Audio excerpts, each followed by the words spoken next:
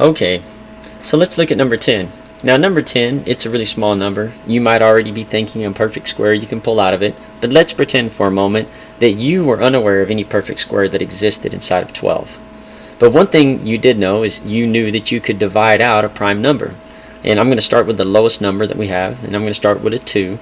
So I'm going to factor this out. How many times can 2 go into 12? Well, it can go in there 6 times, so 2 times 6 gives me 12. Then, if I wanted to see, well, can this be factored out further, I can continue all the way until I hit a prime number.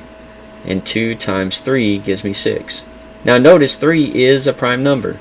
So when I hit that prime number of 3, I can say, hey, it's a prime number, it's time to stop. I cannot factor anything else out of this value. So I'm left with a 3, I'm left with a 2, and I'm left with another 2. What I'm going to do now is take these 3 numbers as radicands, and I'm going to multiply all 3 of them together. So let me show you what I mean. I'm going to take those 3 numbers over here, and I'm going to say radical of 2 times my radical of 2, so this 2 times this 2 times my radical of 3. And this is an equivalent way of saying this, because 2 times 2 gives me 4, and 4 times 3 gives me 12. Now there is a rule that says anytime we multiply a radical of equal value to itself, notice that these are both square roots of 2. They just become the number that's inside, or what we call the radicand. In other words, the square root of 2 times the square root of 2 is just going to equal 2, because that's the value inside of each one of these. What I'm left over with is this 3. So this square root of 3 that's being multiplied to it, we have to bring that down and multiply it to that 2 to get our final answer.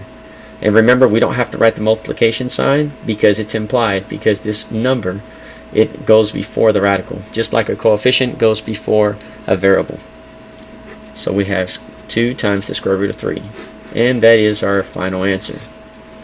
And that's all there is to it. So remember, when you're working on these, if you get nervous, if you have a really huge number and you go, I don't know what number to start with, just start with 2. And then go to your next prime number, 3, and your next one, 5, and your next one, 7, and then 11, and so on. And you'll go ahead and factor it out. Some of these trees will be really long, some will be really short, and that's perfectly fine. Either way, you'll always get to the correct answer when you're pulling prime numbers out of it.